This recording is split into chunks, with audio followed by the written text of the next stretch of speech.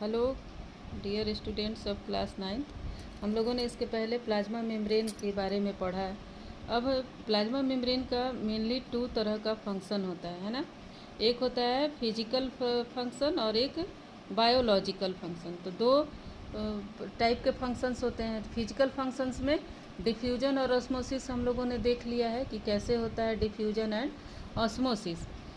और biological process जो होता है वो क्या होता है कि ये करते हैं प्लाज्मा मेम्ब्रेन बायोलॉजिकल प्रोसेस करता है, जैसे कि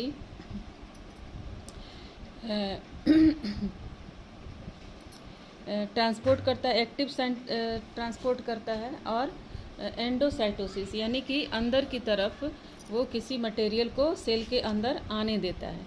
ठीक है, तो ये 2 तरह के फंक्शंस करता है। ये सेलेक्टिव परमिएबल मेम्ब्रेन होता है, यानी कि कुछ सेलेक्टिव मटेरियल्स को ही ये अंदर आने देता है या बाहर जाने देता है ना।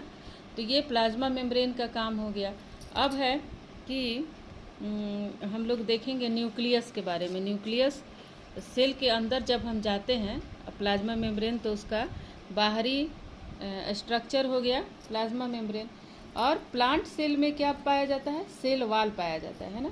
मेम्ब्रेन कहने का मतलब लगता है कि कोई झिल्ली टाइप का चीज़ है, पतला चीज़ है, मेम्ब्रेन है। और वाल है वो मोटा दीवार की तरह होता है। तो ये सेल वाल होता है जो कि सिर्फ प्लांट सेल में ही पाया जाता है ना। यानी कि जो जितने भी एनिमल सेल होते हैं या प्लांट सेल ही होते हैं, पहले प्लाज्मा मेम्ब्रेन से घिरे हुए रहते हैं। और उसके प्लांट सेल में डिफरेंस ये हो जाता है कि उसका जो आउटर कवरिंग होता है वो प्लाज्मा मेम्ब्रेन के ऊपर एक सेल वाल जमता जाता है ना, जो हार्ड होता है और वो सेलुलोज का बना होता है। ठीक है, सेलुलोज का बना होता है। और क्या करता है कि वो वाल की तरह से होता है। देखिए, आप लोग देख रहे हैं बुक तो आप लोग देखते ही होंगे। और ये देखिए functions of a cell wall. Cell wall का जो फंक्शन होता है वो क्या करता है? वो टर्गिड होता है, यानी कि कड़ा होता है और वो वाटर को इंटर करने देता है। जो मेम्ब्रेन की ही तरह वर्क करता है, लेकिन ये थोड़ा सा हार्ड हो जाता है, जिससे कि ये प्लांट को मैकेनिकल सपोर्ट देता है ना, ताकि प्लांट गिर नहीं जाए, है ना।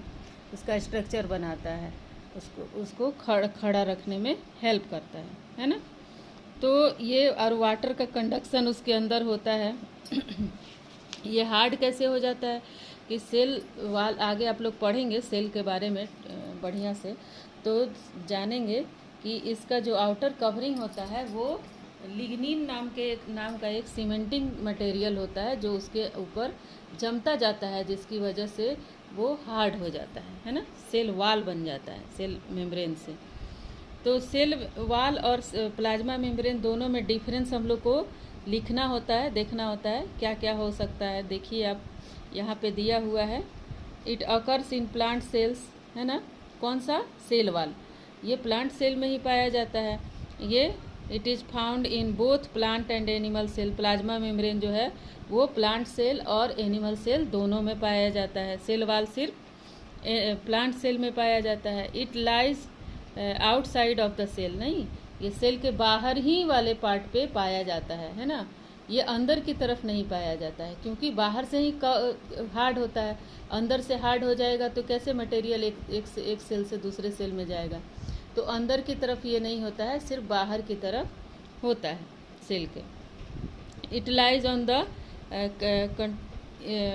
Outside of animal cell and inner side of cell wall in plant cells. नहीं, प्लाज्मा मेम्ब्रेन जो है वो एनिमल सेल में आउटसाइड की तरफ भी होता है, इनर साइड में भी होता है, लेकिन प्लांट सेल में प्लाज्मा मेम्ब्रेन सिर्फ इनर साइड में होता है और आउटर साइड में नहीं होता है।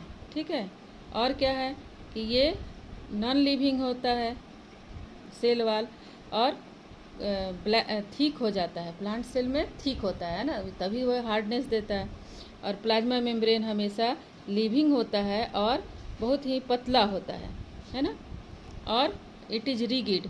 सेल वाल जो होता है वो रिगिड होता है, कड़ा होता है, और ये क्या होता है, फ्लेक्सिबल होता है प्लाज्मा मेम्ब्रेन। फ्लेक्सिबल का मतलब कि लचीलापन उसमें होता है ना।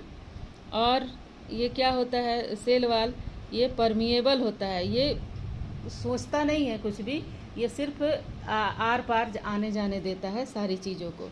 लेकिन प्लाज्मा मेम्ब्रेन क्या होता है, सेलेक्टिव परमिएबल होता है, यानी कि कुछ ही चीज़ों को वो अंदर से बाहर और बाहर से अंदर जाने देता है, सेलेक्ट करता है।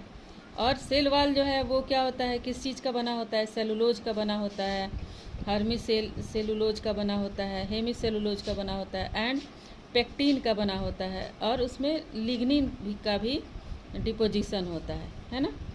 और इसमें क्या है, प्लाज्मा मेम्ब्रेन ये किस चीज़ से बना होता है, लिपिड और प्रोटीन से बना होता है, और small number of small carbohydrate से भी बना रहता है ना। आप लोगों ने प्लाज्मा मेम्ब्रेन के स्ट्रक्चर में देखा था कि प्रोटीन और लिपिड और कार्बोहाइड्रेट से वो बना होता है। 7th पॉइंट है कि its major function is to provide protection and strength to the cell wall. Cell है ना, सेल वाल का क्या फंक्शन है, मेन फंक्शन क्या है, ये रिगिड रखता है प्लांट को, है ना, मैकेनिकल सपोर्ट देता है, खड़ा रखता है, ठीक है, और प्रोटेक्शन देता है ताकि ये बाहर से कुछ हार्म नहीं पहुँचे प्लांट को, ठीक है। लेकिन प्लाज्मा मेम्ब्रेन का फंक्शन क्या है कि ये क्या करता है, सेलुलर कंटेंट्स को होल्ड करके रखता है ना। सिर्फ मान लीजिए कि बलून की तरह से स्ट्रक्चर है जिसके अंदर सेल ऑर्गेनेल्स और साइटोप्लाज्म पाए जाते हैं, और उनको वो